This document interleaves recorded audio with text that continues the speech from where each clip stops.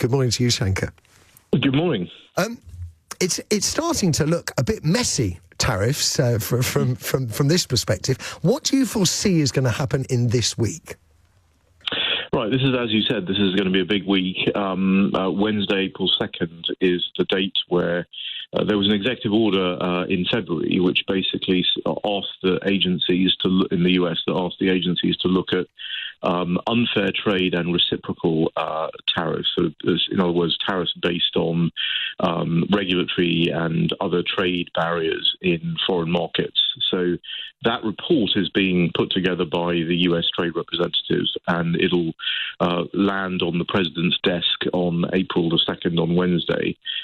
It will have, pretty substantial entries for a number of the G20 countries, and based on that, what we can expect is a tariff based on those trade barriers and regulatory barriers and so forth. The auto tariff was announced last week, is scheduled to go in between April the 3rd and May the 3rd.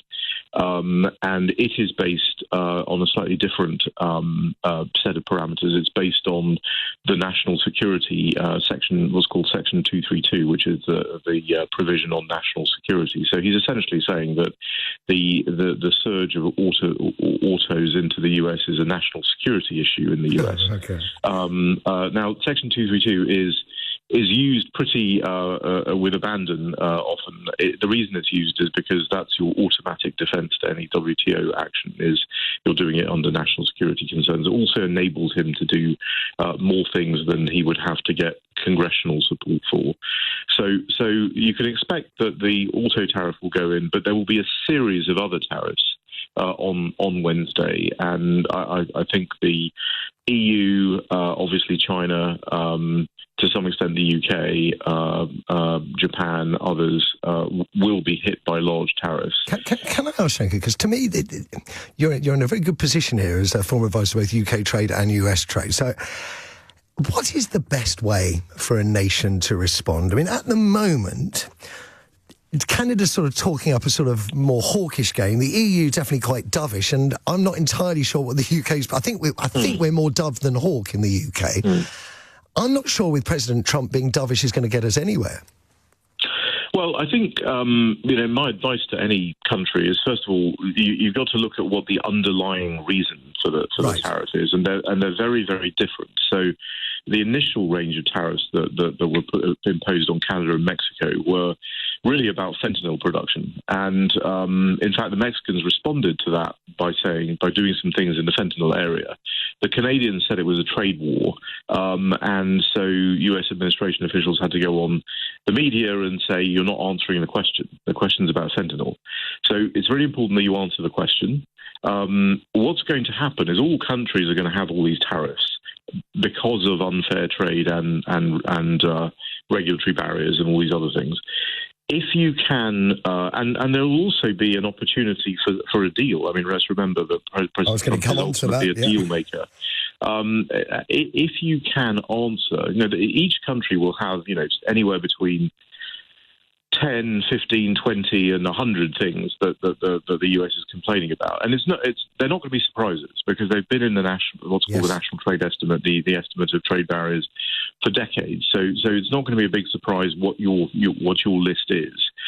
What you need to do is say to the US, look, we're prepared to deal and we're prepared to look at a certain number of those things. I mean, you don't need to solve everything, but you need to show willing to solve some of the things. And I think then the president will switch from being in, big tariff mode to being in deal mode. Right. And when he's in deal mode, and the good thing for the UK is that he's obviously predisposed to do a deal with the UK. He's been talking about it a lot. The Prime Minister had a very good meeting with him in the Oval Office that was a good first step in that whole process. So, if the UK does that and starts to look like we are able to move on some of the key US concerns, and again, you don't have to move on everything. You just have to show that you're willing to move on some things. Then I think there's a possibility of a deal being done, which is, I think, very important to the UK economy because. So we're doing okay. We're in your opinion, we're in the UK. We're pretty much on the right track at the moment. I think we are. I think we have to be realistic about the complaints that the US has against us. I mean, we've heard that the government is willing to look at things like the digital sales tax. They're willing to look at some other things. I think you have to be willing to look at everything. That doesn't mean you have to do everything in the context of a deal, but you can't say we're going to take all this off the table, because I think that will cause the reason these things are problems for the US is not because President Trump has invented them. It's because US industry has complained about them for a long time. I'm really indebted to you, because it seemed a very fair and balanced appraisal. May I ask, it's been suggested today that the UK should consider some reciprocal type tariffs, and one that caught my eye, because for an entirely different reason, actually, on a health basis, was tariffs on junk food, on American junk food. And maybe it's wrong to pick on one in isolation. I can see there's an argument for making junk food more expensive generally, but I just wonder what your thoughts would be, how the US might respond to any attempt to make, the Big Mac more expensive.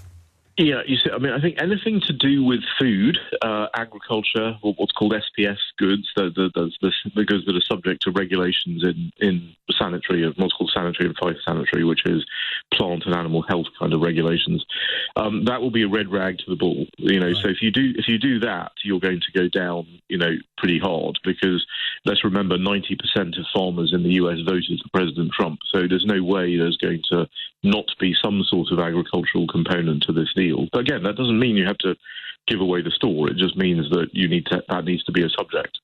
Shanker, I really appreciate your counsel. I personally found it fascinating listening to you, and it will be intriguing to see how things progress. But that notion of the trade deal, not an all-encompassing trade deal, but some kind of a deal, does seem to be very much in the forefront or forethinking of many of our heavier newspapers today. Shanker Singham, thank you. You're listening to Matthew Wright on LBC.